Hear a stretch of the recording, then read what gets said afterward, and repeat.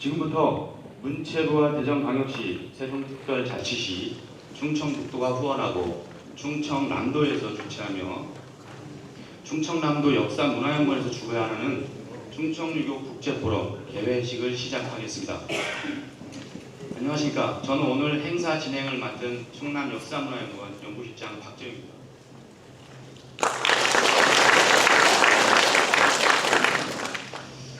오늘 행사는 충청유교 문화권의 지속 가능한 발전을 위해서 충청유교 소통을 꿈꾸다라는 의제로 지속 가능한 유교 문화 콘텐츠를 발굴을 국내외 서각들을 모시고 함께 논의하는 자리입니다.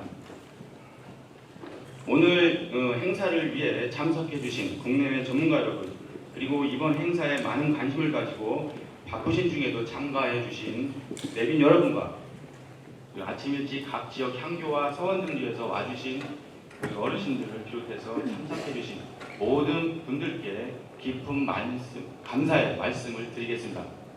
모쪼록 오늘 제2회 충청유교 국제포럼이 뜻깊은 자리가 되시기를 바라겠습니다. 그런 이번 국제포럼을 빛내주시고자 참석해 주신 내빈 여러분들을 소개하겠습니다. 큰 박수로 맞이해 주시길 바라겠습니다. 먼저 충청남도 양승조 도지사님이십니다.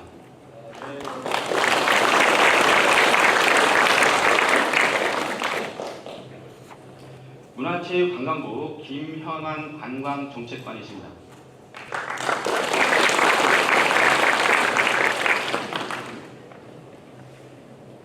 충청남도의회 이종화 부의장님이십니다.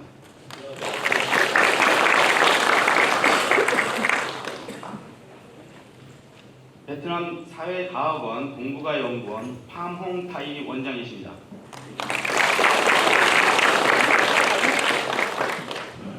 중국 공자연구원 시진장 대외교류 부장이십니다.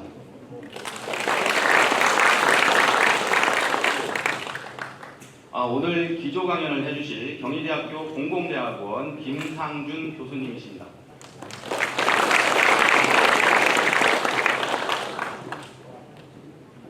오늘 좌장을 맡아주실 호서대학교의 김교빈 교수님이십니다. 아직 안 오셨습니다. 그리고 오늘 충남향교를 대표해서 성김은 충남향교재단 이사장님이 참석해 주셨습니다.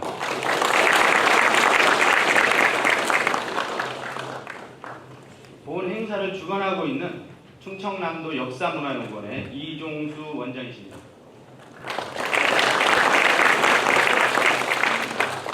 오늘 사계광역시도 향교서원과 문중 어르신분들, 각시군 문화원장님들, 충청권 향토사 연구자분들, 유교문화권 개발 관련부서 공무원분들 등 소중한 분들이 많이 참석해 주셨습니다. 시간 관계상 한 분 한 분 소개 올리지 못한 점 양해 부탁드리며 바쁘신 중에도 참석해 주신 모든 여러분들께 다시 한번 감사의 말씀을 드리겠습니다. 그럼 먼저 국민의례를 진행하도록 하겠습니다. 국민의례는 국제 행사 관례상 국기에 대한 경례로 발음하겠습니다.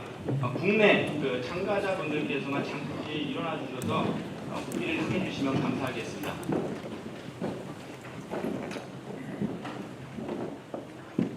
국기에 대하여 경례. 바로 착석해 주시기 바랍니다.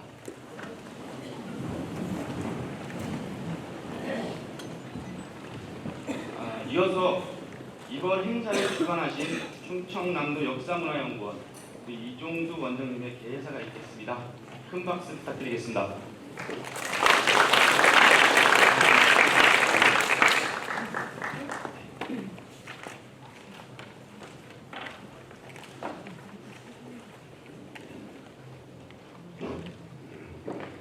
예, 안녕하십니까. 충청남도 역사문화연구원장 이종수입니다. 존경하는 충청남도 양승조 도지사님과 이종화 도의회 부위원장님, 문화체육관광부 김현환 관광사업정책관님, 그리고 베트남 사회과학원 공부연구원 팜홍타이 원장님과 동경대 성균관대 명예교수로 계시는 미야자와 히로시 교수님, 그리고 중국 공자연구원 치진지ang 부장님을 비롯한 국외 참석자 여러분, 또 이 행사를 후원해 주시고 계시는 문화체육관광부와 4개 광역시도 관계자분들께 감사의 말씀을 드립니다. 그리고 오늘 충청유교 발전을 위해서 참석해 주신 향교, 서원, 유립, 문중, 어르신들께도 모두 감사의 인사를 드립니다. 오늘 우리는 충청유교 소통을 꿈꾸다 라는 의제로 지속가능한 유교문화 콘텐츠 발굴을 주제로 제2회 충청유교 국제포럼을 개최합니다. 우리 충청남도 역사문화연구원도 충청유교문화권 발전을 위해서 지역 정체성의 뿌리인 충청유교문화의 빛을 밝히고자 꾸준히 노력해왔습니다. 오늘 제2회째를 맞이하는 국제포럼도 바로 충청유교문화가 함께 소통할 수 있는 문화로 거듭나기 위한 노력의 일환이라고 할 수 있습니다. 우리 연구원은 향후 충청유교 국제포럼이 환황해권 유교관계기관의 국제교류의 장이자 충청유교 가치와 지평을 확장하는 소중한 교류 플랫폼이 될 수 있도록 노력할 것입니다. 이번 포럼에 유교 문명의 가치를 학문적으로 재해석함으로써 유교에 대한 사회적 관심을 확장시켜 주신 김상준 경희대학교 교수님의 기조연설자로 모시게 돼서 영광입니다. 그리고 저희 충청유교문화원 MP로 오신 송현창 교수님을 모시게 돼서 더욱 영광으로 생각을 하고 있습니다. 그리고 지속가능한 유교문화 콘텐츠를 모색하는 이 자리에 소중한 발표를 맡아주신 국내외 학자분들께 진심으로 감사의 말씀을 드립니다. 감사합니다. 네, 좋은 말씀 감사합니다.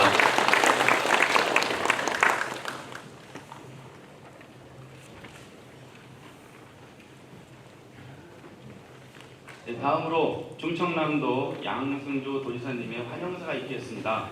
큰 박수로 맞이해 주시길 바라겠습니다.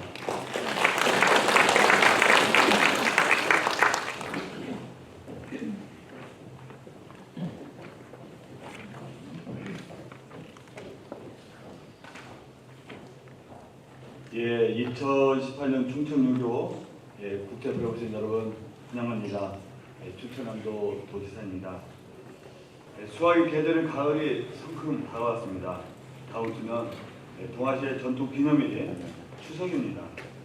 이 좋은 때에 지속가능한 유교문화 콘텐츠 발굴을 위한 2018년 충청유교 국제포럼의 충청유교 국제포럼을 개최해야 되는 것을 매우 기쁘게 생각합니다.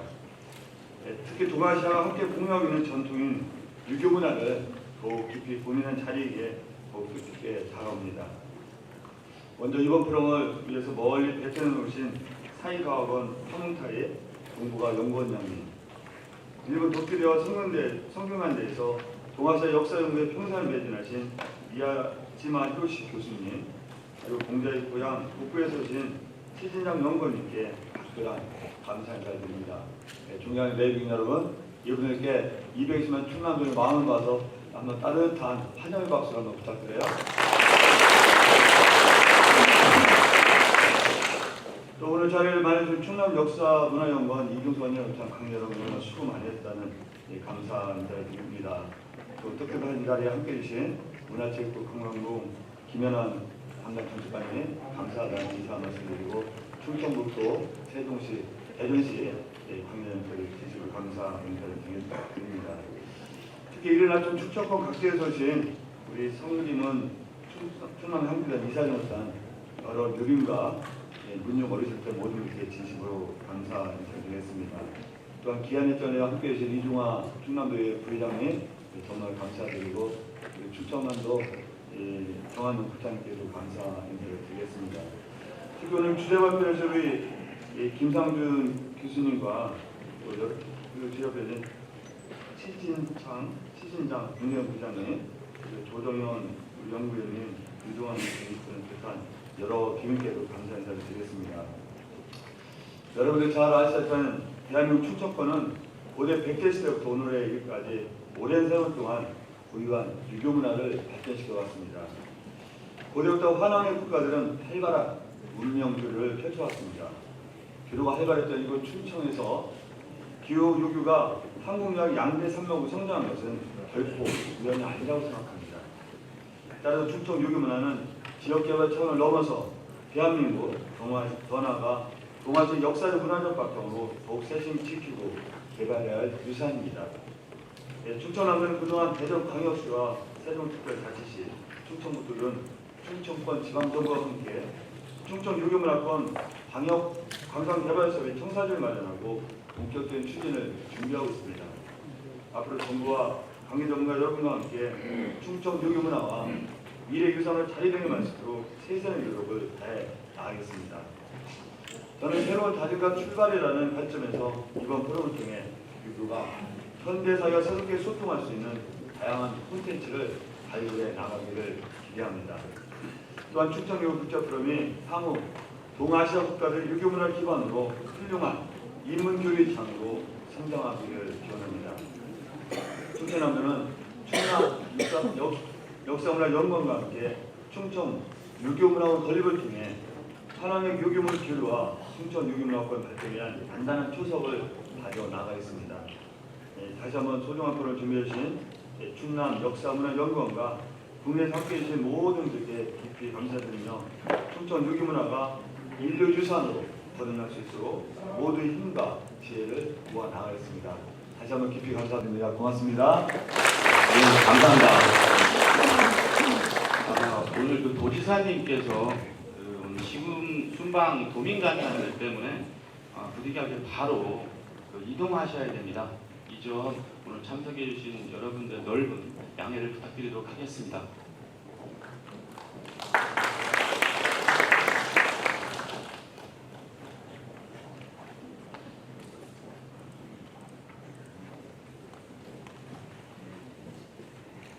네, 이어서 문화체육관광부 도중환 장관님을 대신해서 김현환 관광정책관님의 축사가 있겠습니다. 큰 박수 부탁드리겠습니다.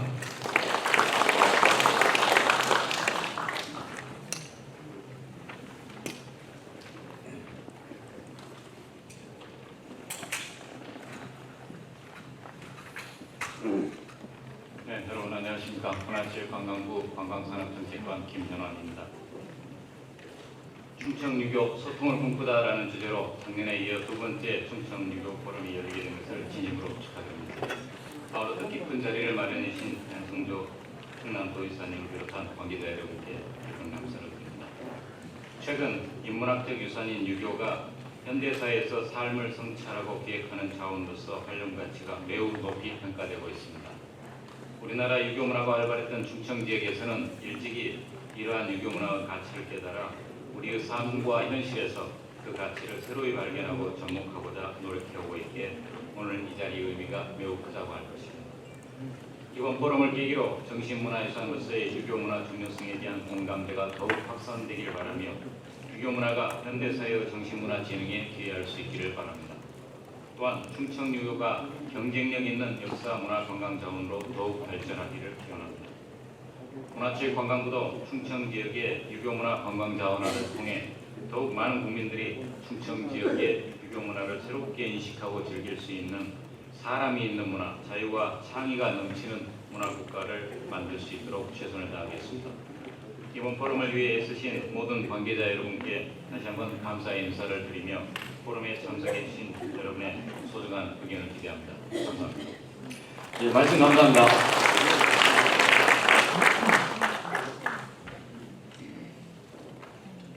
네, 마지막으로 충남도의회 이종화 부의장님의 축사가 있겠습니다. 큰 박수로 맞이해 주시길 바라겠습니다.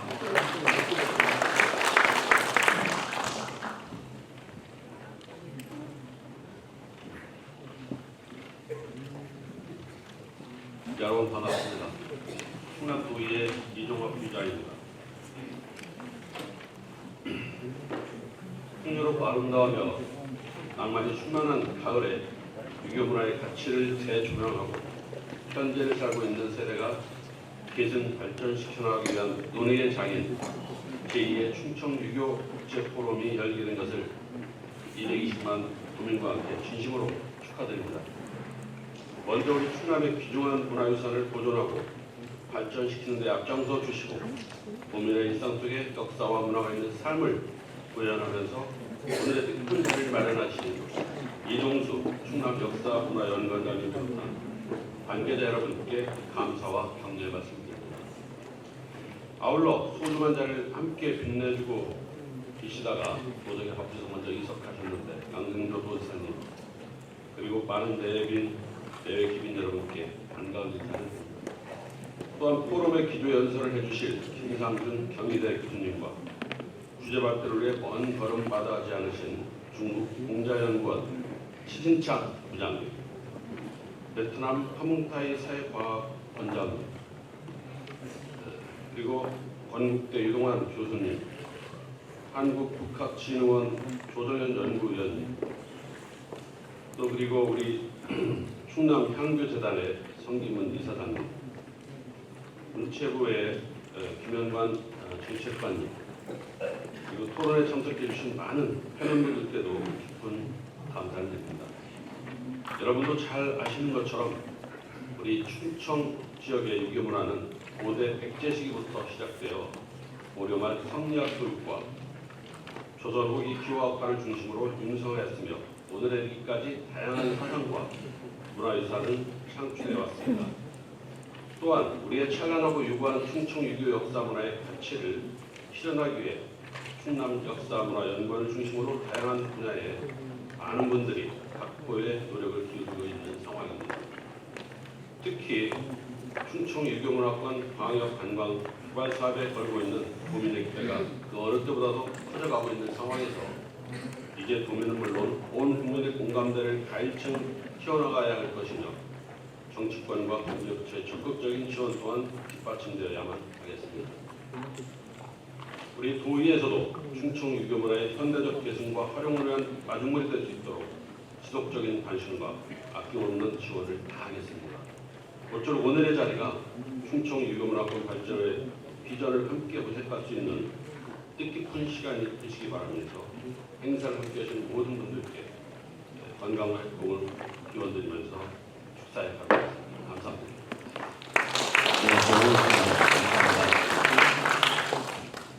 본 학술회를 위해서 경희대학에서 온 분입니다.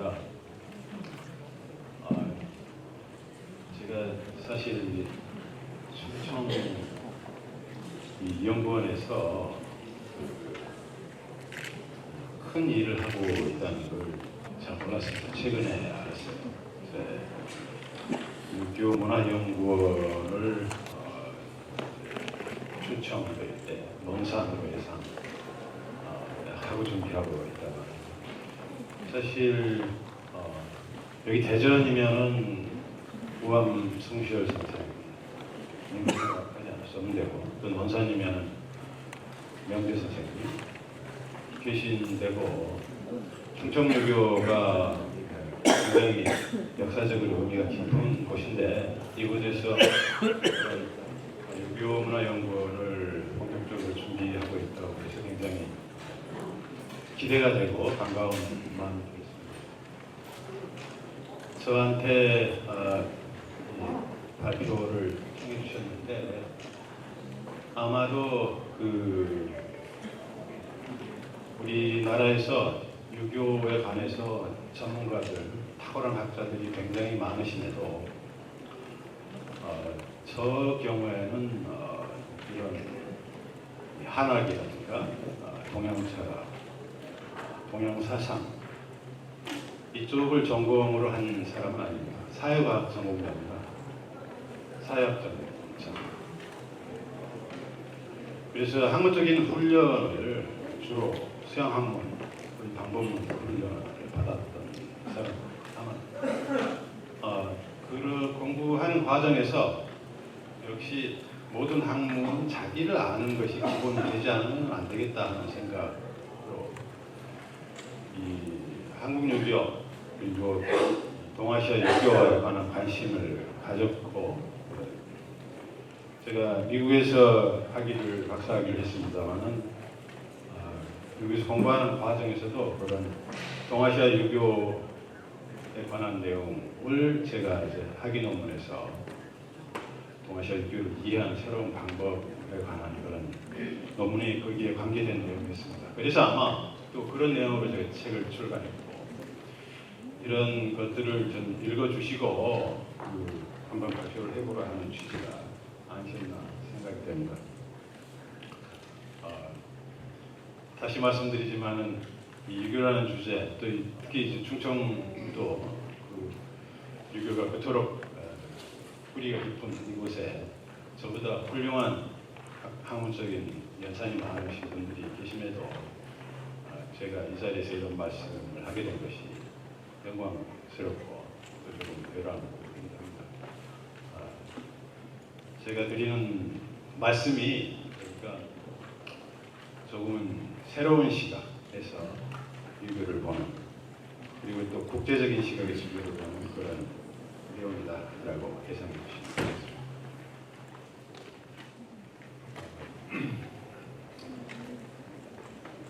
되겠습니다. 이 오래된 미래라고 하는 말은 사실 Ancient Future라고 하는 굉장히 유명한 책이 있습니다. 인도, 힌두 고대 그 문화가 오늘날에도 자연 보존적으로 잘 살고 있는 그런 경험을 하면서 노르웨이 분이죠. 굉장히 세계적으로 유명한 책을 썼습니다. 그래서 과거라고 하는 게 지금 현대사에서 굉장히 의미가 있다라고 하는 Ancient Future라고 하는 그런 책인데요.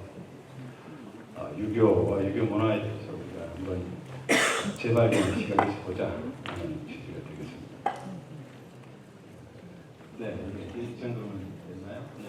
첫 번째는 그렇습니다. 지금 이제 유교 이전에 이스트 에이시아라고 하는 동아시아가 다시 돌아오고 있다라는 말을 국제적으로 많이 하고 있습니다. 리턴하고 있다.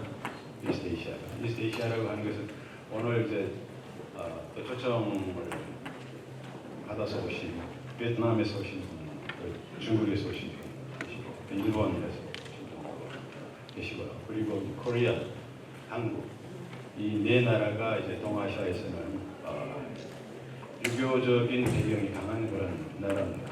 그래서 유교적 배경을 가진 나라 이렇게 이야기합니다.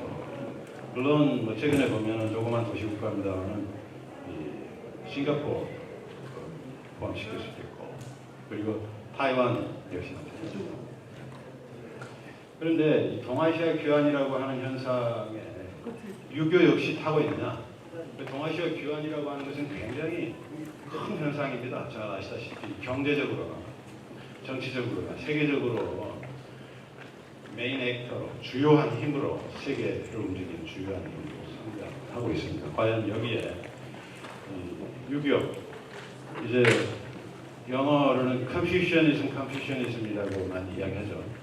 컨퓨셔니즘이라고 하는 게 사실은 17세기, 18세기에 유럽에 처음에 계몽 철학을 하는 사람들이 중국을 굉장히 동아시아를 높게 봤습니다. 당시에. 그래서 중국에 배워보니까는 중국에서 제일 가는 학자가 누구냐는 중국 사람들이 콩푸츠라고 했단 말이에요. 공부자, 공자님을 말하는 겁니다. 중국말로 콩푸츠 하는 것을 이제 라틴어로 받아가지고 컨퓨시어스라고 한 겁니다. 그래서 컨퓨셔니즘이라고 하는 게 영어, 라틴어로는 유교를 말하는 용어가 됐습니다. 몇 개를 넘겨야지 유교하는 거예요.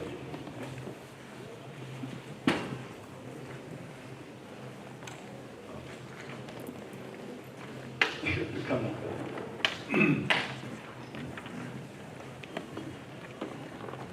컨퓨션이 타고 있구나. 여기는 여러분 여기 어딘지 아세요? 하노이. 하노이에 있는 이제 우리말로 하면 문묘, 베트남말로 하면은 반미에. 네. 저는 이제 가봤었어요.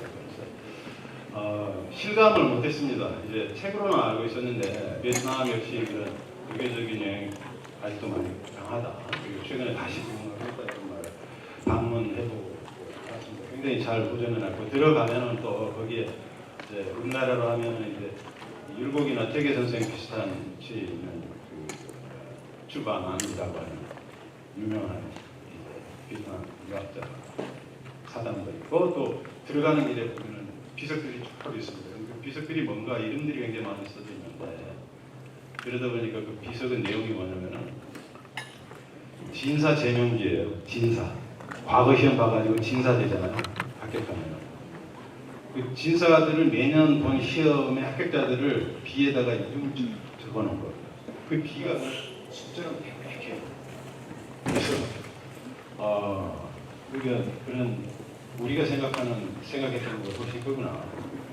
그리고 제가 옛날에 공부할 때 저기 콜롬비아 대학에 있는 드베리 선생님한테 들은 말씀입니다만은, 그러니까 이분은 이제 60년대, 70년대 베트남 가가지고 고서점에 가서 보니까 조선에서 온 명실보감이 있더라 이런 말씀을 들었어요. 그러니까 우리가 생각하기 어렵잖아요. 조선에서 당시에 조선시대의 책이 베트남에 들어와 있었던 거예요. 저는 옛날에 선생님한테 들었던 말씀. 그만큼 베트남도 굉장히 활발하게 유교가 돌아오고 있다. 중국이야 뭐 더 말할 나이가 없겠습니다. 지금 공자학원에서 도와주셨습니다만은 세계적인 분야가 되고 있고 또 중국에서 유학열이 대단히 높다. 얼마 전 일입니다만은 중국의 출판계에도 유학 관련 서적들 베스트셀러, 그러니까 1위인 겁니다. 베스트셀러. 중국에서 베스트셀러 하면 엄청나게 팔리는 거거든요. 얼마 전에는 위땅이라고 하는 여성학자죠. 논어에 관한 논어신득이라는 책을 써가지고 공전의 히트를 쳤습니다. 그 말은 굉장히 많은 일반인들이 유교 관심을 갖기 시작하고 있다. 그 말이고 어린 아이들부터 그런 경전을 읽기. 또 중국은 그렇지 않습니까? 이제 자신들이 왕하니까 아이들 때 옛날 경전들을 그냥 외우게 합니다. 정말 줄줄줄 외우게하고. 그리고 유학뿐만 아니라 여러 이제 제자들과 사상들을 외계하는 경시대 같은 걸 많이 하고, 그래서 인지라고 하는 것을 많이 봤습니다. 실제로 이런 변화가 동아시아 귀환이라고 힌디에서 유교라고 하는 모습이 다른 나라에서 많이 진행되고 있습니다. 뭐 저희가 그래서 어떻게 보면 동아시아에서 가장 최근에 조선시대에 가장 유교적인 나라였다라고 이야기합니다. 우리끼리 하는 이야기 아니라 외국 학자들이 그렇게 이야기합니다. 일단 동아시아 귀환이라고 했을 때 흔히 이제 정치와 함께 경제 문제를 말해요. 왜 리턴이라고 돌아갔다고 하느냐라는 거예요. 이 표는 제가 유네스코에 나와 있는 공식 통계라고 할 수 있습니다. 통계를 보면요, 이 통계표가 의미하는 것은 세계 GDP 국민 총생산입니다. 총생산을 이제 경제사학자들이 이런 방식으로 통계를 내는 겁니다. 그래서 1700년에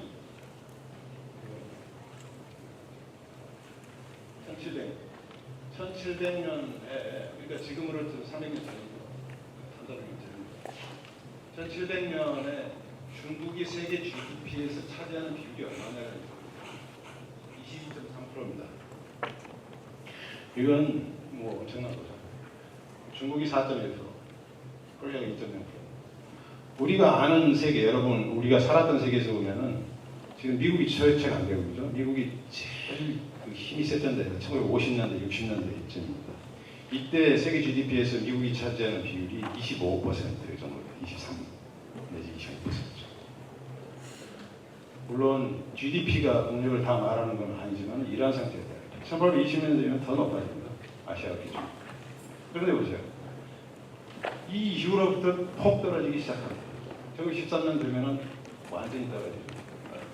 일본은 아시다시피 메이지 유신하면서 버티고 있습니다. 조선 망한 나라가 되는 거예요. 계속 내려가는 거예요.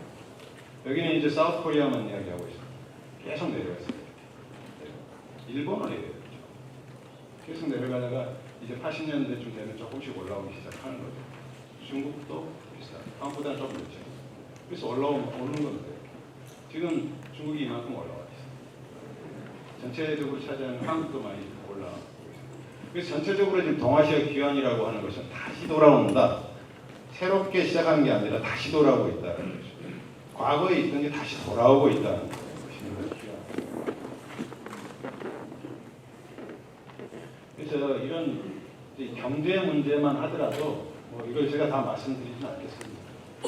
그러니까 지금 동아시아 경제 성장이라고 하는 게 그냥 이 근대화된 서구적인 발전 노선을 그대로 베꼈기 때문에 동아시아가 잘하고 있는 것이 아니다. 이렇게 해석하지 않습니다. 학계에서는. 동아시아 전통적인 경제 방법. 그러니까 아까 18세기에 보면은 동아시아권이 세계 GDP가 차지하는 비율이 높은 이유가 있습니다. 왜 그러냐면은 당시에는요, 그러니까 공장 생산이 들어서기 전에는 생산력의 경제력의 최대 기준은 농업 생산력이거든요. 산업화, 인더스트리 이전 시대죠. 그 농업 생산력에서 동아시아가 압도적으로 앞서 있는 겁니다. 그러니까 유럽 같은 데서 밀 하나를 심으면은 간단히 말해서 하나에서 한 7개, 8개 나옵니다. 그러나 동아시아에서 논농사, 물대는 논농사에서 하는 것은 이 쌀 하나에 20개, 30개가 나옵니다. 많은 데는 40개가 나옵니다. 그 생산력에서 뭐 엄청난 서너 배, 4~5배 이상 차이가 납니다. 이건 단순히 품종 때문이 아닙니다. 그 유럽에도 지금 가봐도 유럽 농법은 그렇습니다만 냉하기 농법이어가지고 그냥 뿌려놓고 그냥 갈고 뭐 이런 정도. 농기구들이 무겁고 기본적으로 그런 형식입니다만 쌀 농사를 물대 가지고 짓는 이런 농법은 그렇지 않습니다. 굉장히 집약적이고 물이 쭉 되는데 물이 어디서 옵니까? 저수지 만들어가지고 물을 쫙 하고 또 심어놓고도 이모작 삼모작도 하고요. 심어놓고도 피도 뽑고 가족들이 들어가지고 굉장히 집약적인 농업을 합니다. 저수지, 농로 이거 다 개척하는 거 인프라를 준다. 어디서 했습니까? 유교 국가가 했습니다. 그 당시에는 이런 국가적 시스템, 관료 시스템이 유럽보다 앞서 있었던 상태입니다. 그래서 그런 유교 시스템의 경제하고 관련된다 하는 이런 것들을 요즘 학자들이 많이 내놓고 있습니다. 그러면 한국은 어떠냐? 지금까지 했던 모든 이야기가 전부 이제 저희 한국, 코리아에 해당됩니다. 그런데 한국 유교만의 어떤 특징이 또 있습니다. 그러니까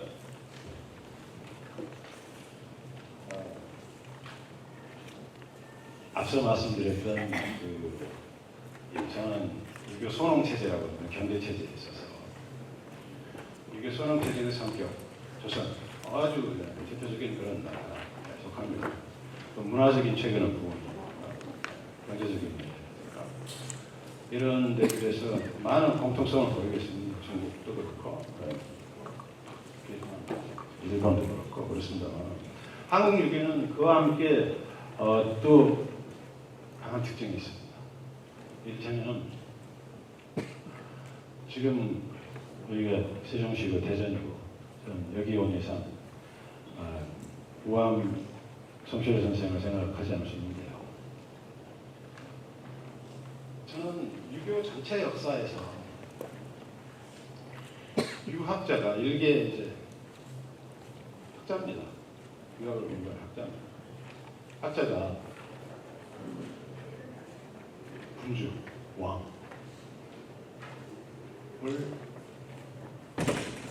군주가 정말 두려워해요. 군주가 그냥 학자니까 인사해주지 라는 게 아니라 정말로 무서워하는 사람, 학자. 그럴 수 있는 학자가 이 동아시아 유교사 전체에서 몇 사람이나.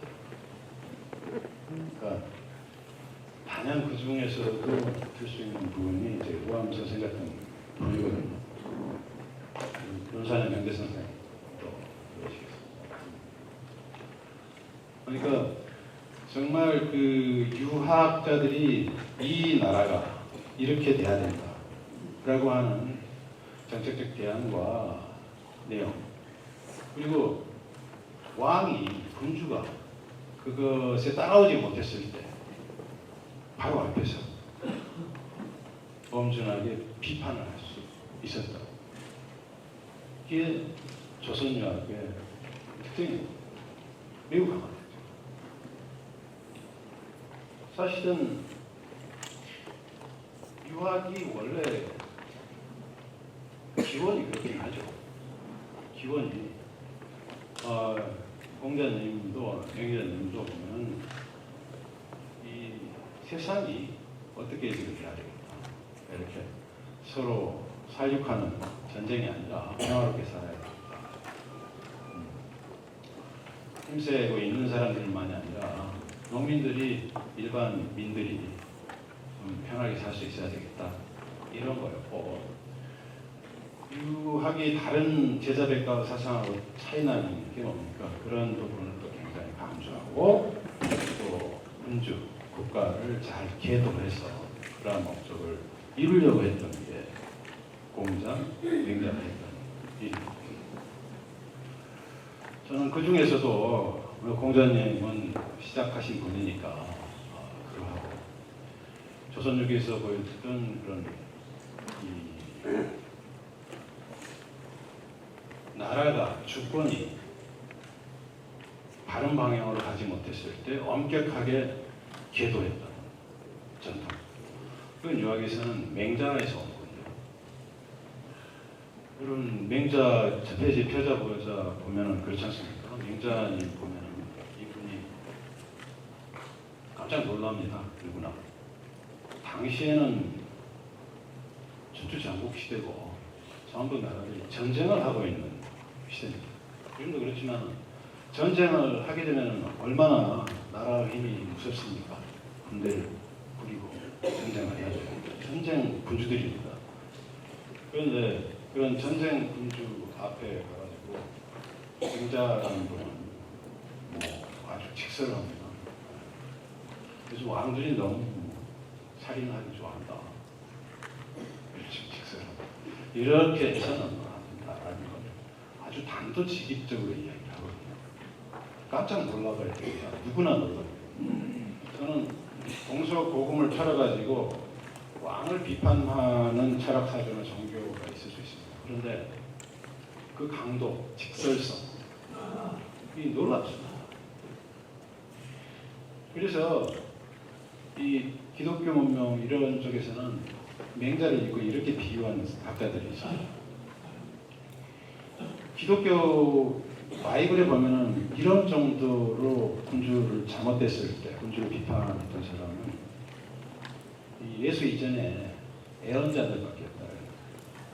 프로핏, 구약에 나온 예언자들. 이 사람들이 그 나라가 잘못되고 있다고 엄청난 비판을 하거든요. 그래서 목이 많이 잘리죠. 예언자들. 예언자들 전통이다. 그래서 유교라고 하는 게 맨시어스라고 생각해요. 유교라고 하는 게 이게 기독교 예언자 전통 있다. 이런 식의 비유를 제가 하는 걸 봤습니다. 그만큼 유교에는 이런 그 특징이 있는데 이런 특징이 특히나 저희 코리아에서 고려 특히 또 조선유교 또 어느 나라까지 저는 이어지고 있다는 생각을 해왔습니다. 그런 책을 써봤고 그러나 사실은 그렇게 이야기를 하면은 사실 또 유교 일반적인 여론을 생각하면은 유교는 나쁜 거 아니야.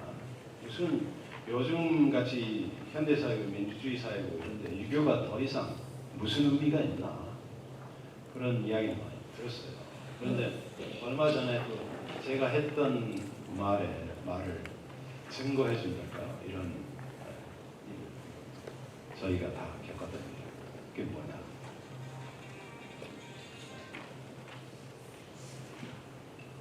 이게 뭔지 아시죠?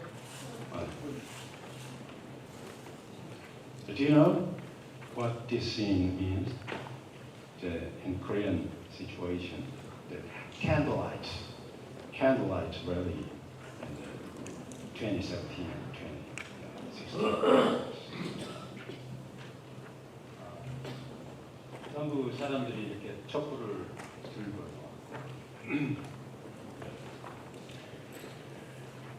저도 한 자리에 뭐 200만씩 모일 때 나가봐서 정말 거기 있으면 그냥 내가 움직이는 게 아니라 저절로 이렇게 경험을 했어요. 근데 이 현상이 도대체 뭐냐? 왜 이 사람들이 이렇게 많은 사람들이 촛불을 들고 나왔습니까? 우리 현대사회에서는 옛날에 군주의 근간 그런 국가 주권을 대표하고 있는 사람은 대통령입니다. 대통령의 대통령으로서의 권력 행사, 권한 행사, 남용하고 있다, 오용하고 있다, 엉뚱하게 하고 있다. 당시에 여러분 생각해 보십시오. 매일 여기 나온 사람들이 요즘은 SNS로 카톡으로 뭘로 해가지고 전부 그런 토론들을 나눕니다. 어떤 점이 문제입니까? 라고 이야기하고 이 토론을 하면서 헌법 조항들을 드러내고 헌법상의 의견을 이루는 거죠. 엄청난 이제 헌법 난용, 대통령 권한 난용 이런 토론들이 굉장히 많이 됐습니다. 전부 촛불을 들고 조용히 있습니다. 너무너무 평화로웠습니다. 저도 깜짝 놀랐는데 도대체 그렇게 많은 인파가 모여서 저도 이제 보기 마르면 물 한 통 살려고 말이죠. CU 그래서 줄을 서면 사람들이 많으니까 10분 더 서고 그렇습니다. 장사했을 때가. 그런데 물 한 통 사는데 10분 동안 기다리려면은 얼마 짜증나요? 일상적 시간. 그런데 이 사람들이 전부 서로 폐를 좀 안 끼치려고 사람들도 워낙 움직일 때요. 어깨도 좀 움직이면서 이렇게 엄청난 사람들이 그렇게 오랫동안 대중 행동을 했습니다. 이 사람들은 유리창 하나 깬 거 없어요. 그것도 그래서 이게 뭐냐 말입니다. 그러니까 저는 공부를 하는 사람이기 때문에 이런 공부를 하는 사람들끼리 도대체 이게 뭐냐? 라는 토론을 하겠습니다. 토론 끝에 제가 이겼습니다. 제 해석이 맞는 것 같아요. 저희 한국 사람들. 이럴 수 있는 것은 도대체 한국 사람들이 이럴 수 있는 게 어디서 왔느냐라는 것. 저는 맹자에서 왔다고 했습니다. 어디서 왔느냐? 뭐 미국 조지 워싱턴에서 왔느냐? 토마스 제퍼슨에서 왔느냐? 아니면은 유럽 철학자들한테 왔느냐? 아니다라고. 평범한 한국 사람들, 일반 시민들이 어디서 왔느냐? 조선보다 후기로 갈수록 유교가 일반 농민들도 맹자 압니다. 맹자는 어떤 사람인지 알게 됐고, 이 농민들도 수량이 잘못하면 이의도 제기했던 나라가 또 조선입니다. 이런 전통이 이 사람들 몰랐을 수 있어요. 내가 맹자 잘 몰라, 맹자 읽어본 적이 없어. 이 문제하고 무언가 이 한국사 이 수많은 사람들이 그 특별한 계기, 나라의 주권이 남용되고 오용되고 있다라고 하는, 나라 상태가 위기에 빠져 있다라고 하는 이런 상태에서 사람들이 나올 수 있는 그냥 평범한 사람들입니다. 그런 전통 맹자에서 왔다. 그래서 공부하는 사람들끼리 근데 과연 그런 이제 맹자도 그렇고 아까 경제적인 전통, 문화적인 전통 이런 것들이 지금 뭐 4차 산업혁명 이야기하고 IT 혁명이 심각하게 벌어지는 세상에 도대체 어디서 오느냐, 어디서 그게 있다는 말이냐 하는 것을 설명을 해보면요, 이렇게 될 것 같습니다. 지금까지는 우리가 학교에서 배운 근대화 이론이라고 하는 설명은 현대 세계사를 이렇게 설명을 했습니다. 근대화라고 하는 것은 한 길로 달리는 질주다, 달리기다, 100m 달리기랑 비슷한 겁니다. 여기서는 잘 뛰어서 1등하는 A라는 나라가 있고 문명이 2등하는, 3등하는 사람들이 있는데 이 직선에서 중요한 것은 1등입니다. 1등하는 나라와 문명이 가지고 있는 정치제도, 사상, 종교, 문화 이런 것이 100점입니다. 100점짜리. 그다음 뒤에 있는 따라오는 한 70점이나 90점. 여기 오는 사람은 30점, 40점. 그러니까 B와 C의 목표는 내가 70점이면 열심히 해가지고 따라잡아가지고 100이 되는 겁니다. 즉 A와 같아지는 겁니다. C에 있는 나라와 문명은 더 열심히 해가지고 따라잡아야 돼요. 따라잡는다는 게 뭐냐? A와 같아지는 거예요. 같아져야 된다라고 생각해봤어요. 이렇게 생각을 하다 보니까 도대체 우리 것이 뭐고 우리 것이라고 하는 게 이제는 그런 생각합니까? 우리 조상 장원 만나서 나라 망했고 왜 이렇게 전쟁하고 식민지 겪고 고생을 하고 살아왔어? 무슨 놈은 우리 것입니다. 다 버려, 다 버려. 다 버리고 이렇게 쌀고 흰색 쪽 그대로 벗겨서 똑같이 따라서 하는 것이 살 길이다 라고 우리도 얼마 전까지 생각해왔습니다. 저도 어릴 때는 이렇게 생각해 왔는지 모르겠어요. 그 공부를 하면서 생각이 바뀌게 됐는데 생각을 해보니까 도대체 이게 세계에서 역사고 이게 나라고 문명이고 사람들인데 결국은 사람들이 이렇게 살 수가 있나 싶었어요. 사람들이 이런 인생이 있을 수 있어요.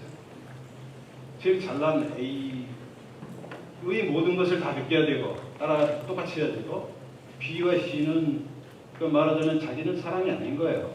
내용이 없어요. 자기를 부정해야 돼요.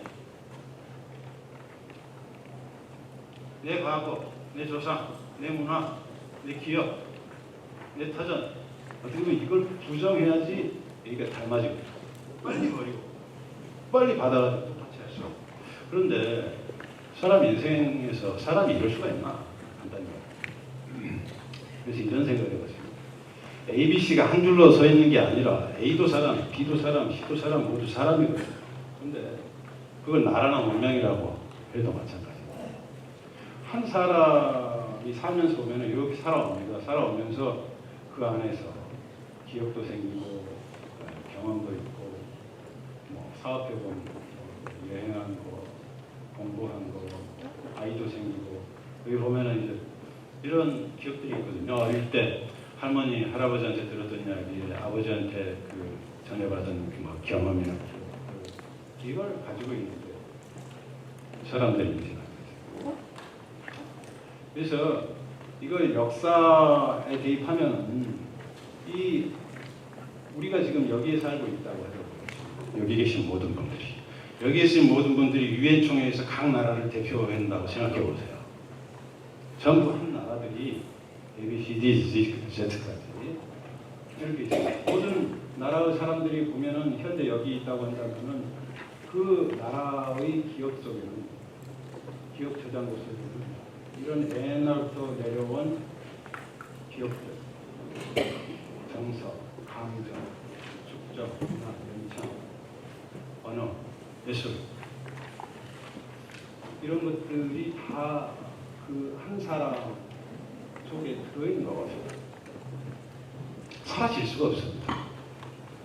없어요. 그래서 이런 것이 돌아오게 된다. 그런 말씀. 이걸 세계 역사를 가지고 보면 크게 보면 이건 뭐 좀 학문적인 이야기 조금 어려운 이야기는 간단히 말씀드리겠습니다.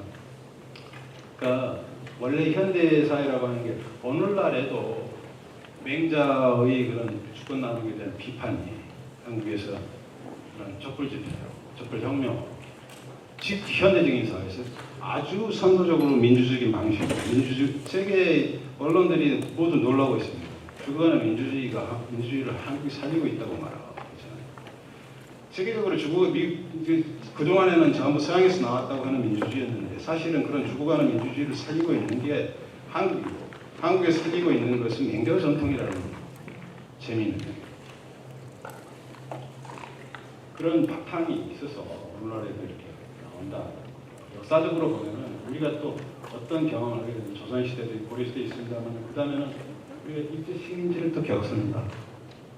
많은 나라들이 그랬습니다. 여기는 베트남, 중국도 반식민지 상태예요. 여러 나라가 침략을. 그래서 해방이 되고 그 다음에는 또 세계 여러 나라 유엔도 만들어지고 이런 지금 그래서 모든 나라들이 여기에 살고 있습니다. 그래서 모든 나라들이 이게 유엔 대표라고 한다면 모든 나라들을 기억이 전부 이런 구조로 돼 있다라는 말씀이고요. 그래서 이 나라들의 경험은 크게 아까 말했을 때 근대화라고 하는 게 우리는 제로 모든 것을 다 그냥 서양 유럽만 따라하면 된다, 미국만 따라하면 된다 이런 게 아니었다. 세계의 근대 세계 역사가 모전 월드 히스토리라고 하고 그렇게 진행되지 않았다. 첫 번째 단계는 그거 뭐 역사학자들이 요즘은 다 공인하고 있는 이야기가 됐습니다. 첫 번째의 단계는 아까 말했듯이 이 유럽의 계몽주의 시대 때 그 동아시아 아까 컨푸스 해가지고 컨퓨시언을 많이 받아들인다고 하잖아요. 동등했단 말입니다. 이런 시대가 있었어요. 그러다가 유럽이 군사적으로 굉장히 강해지고 산업화를 먼저 하게 됩니다. 산업화. 이러면서 이 유럽이 세계를 지배하는 특이한 단계의 시간이 있었던 겁니다. 좀 특이해요. 우리가 살았던 시대에는 이제 조금씩 바뀌고 있습니다. 사실 20세기를 생각해보면 특이한 문명입니다. 지구 전체로 보면 오직 한 지역의 문명이 다른 모든 문명을 압도적으로 지배하는. 이제는 군사적으로, 정치적으로 시민들을 지배하는 게 아닙니다. 내적으로 다 지배가 됐어요. 모든 사람들이 제일 우수한 철학은 어디? 유럽. 제일 뛰어난 음악은 어디? 유럽. 제일 뛰어난 건축은 어디? 미국. 제일 뛰어난 뭘 어디? 전부 어디? 이렇게 내적으로도 가장 아름다운 모습은 어디? 전부 내적으로도 전부 패배하고 있었다. 그러니까 패배가 내면화돼 있었다. 특이한 문명이었어요. 그런데 이게 이제 20세기 말 지금에 들어오게 되면 더 이상 사람들이 그렇게 생각하지 않습니다. 젊은 세대들일수록 말이죠. 해외여행 나오고 그러는데 옛날 우리 세대나 우리 어르신 세대들 외국 나가기도 어렵지만 어쩌다 한번 나가면 주눅 들어오잖아요. 특히 미국이나 유럽 같은 데는 주눅 들어가지고 눈치 이렇게 보면서 지금 아이들 그렇지 않습니다.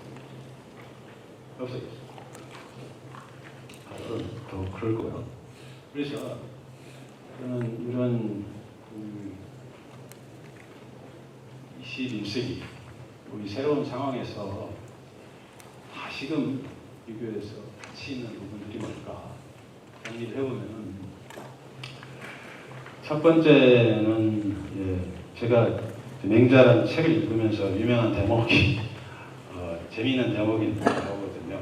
맹자의 땀이라는 제가 말을 붙였습니다만 옛날에 이제 그런 대목이 있었는데 옛날에 장례라는 관습이 없어가지고 부모가 죽으면은 그냥 땅에다 버리고 다녔던 고인이 있었다.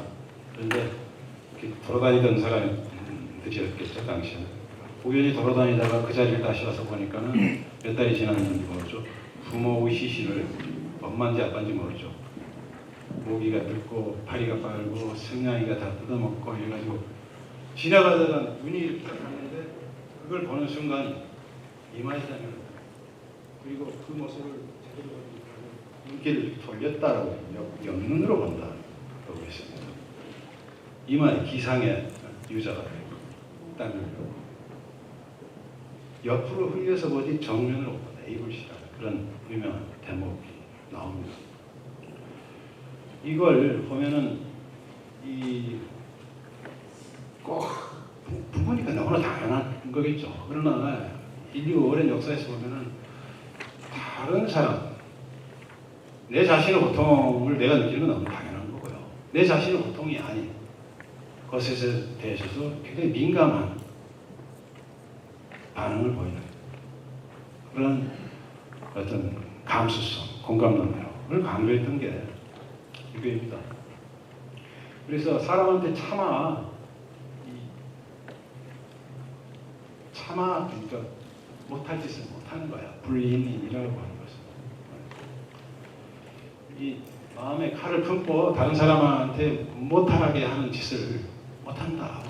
라고 하는 거. 윤리에 있다. 이런 공감 정신은 굉장히 중요하죠. 특히 세계 여러 나라 사람들이 같이 살아야 되는 이런 상황에서는. 또 아까 명예전통 말씀드렸습니다만은 이게 유교 고경들 보면 서경이나 이런 데 보면 이런 이야기가 굉장히 많죠.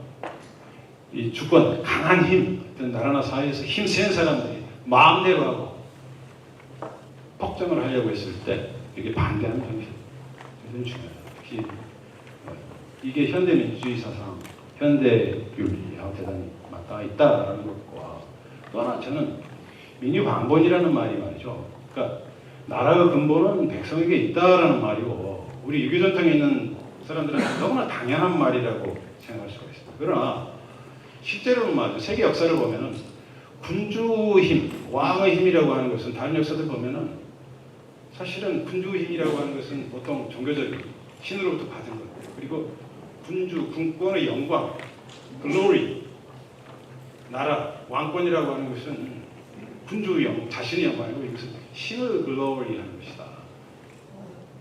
신을 영광스럽게 하는 것이 이런 목적을 가지고 있다라고 해요. 나라나 군권의 목적이 나라의 목적이 백성을 위해서 있다. 라고 하는 데는 놀랍게도 찾아보기 어렵습니다. 예. 그러나 유교 사상은 근본적으로 나라가 존재하는 이유는 백성의 공리를 위해서 있다라고 이야기합니다. 다음은 이 공사상인데요. 이렇게 이게 공이라고 하는 게 우리나라만 이익되면 다 돼. 그렇지 않은 겁니다. 아까 개인 대 개인에게도 다른 사람의 고통에 대해서 공감할 수 있는 것을 유교를 기본으로 한다고 했습니다만 나라 대 나라의 관계에 대해서도 그렇게 생각해야 된다는 게 천하의 비공의 정신이고요. 물론 나라 안에서도 문제거든요. 다른 나라와 관계에서 힘없고 약하다고 해서 무조건 가서 밟아라, 밟고 다 뺏어라 이런 거 유교에서는 하지 말라고 했어요. 그래서 국제적인 평화의 사상에서도 이거가 오늘의 대사입니다. 마쳐야 될 시간이 다가오는 것 같습니다. 그래서 이제 그렇다면 우리 새로운 시기 때의 유교라고 하는 게 어떤 게 될까? 여러 가지 사실 명분에서 제가 이거 생각해가지고 여러 가지 이야기를 제가 보낸 글을 가지고 이런 말을 한번 할까요? 저는 이 나중에 이제 유교에 관한 공부를 할 때 제 전공이 사회과학이기 때문에 사실은 유교에 대해서 서양 사람들이 이야기한 것을 먼저 공부했습니다. 물론 같이 공부했죠. 아니 그 전에 제가 아는 게 있죠. 그러나 미국에서 공부할 때는 이제 서양학자들 많이 했는데요. 이 사회에서 대표적인 그런 사상가 중에 한 사람이 막스 베버라고 하는 독일 분입니다. 사회학에서는 대단한 이름인데요. 이분이 세계 종교에 대해서 많은 말을 했습니다. 근데 유교에 관해서 그런 말을 합니다. 굉장히 박식한 그런데 유교는 현세 사상이지 이 현세를 넘어서는 윤리 그런 건 없다. 라고 얘기했습니다. 유교라는 것은 결국 내 식구가 좀 더 복을 받고 이익을 받기 위해서 하는 생각 외에는 없다라고 이야기했습니다. 반면에 기독교, 특히 이분도 독일 분이잖아요. 프로테스탄트, 개신교를 보면은 그렇지 않다. 개신교 전통은 결과적으로 내가 이것이 나아가 누구한테 이익이 되든 안 되든 이걸 떠나가지고 결과를 생각하지 않고 무조건 오늘 열심히 산다. 열심히 한다. 신께서 나에게 주신 그게 내 소명을 다한다. 이런 윤리가 있다. 근데 유교 세계에는 그런 윤리 없다. 있다면 현세 윤리. 그냥 내 자신한테 이익이 되는 겁니다. 이것만 있다. 제가 그걸 그럴 수 있겠습니까? 예를 들면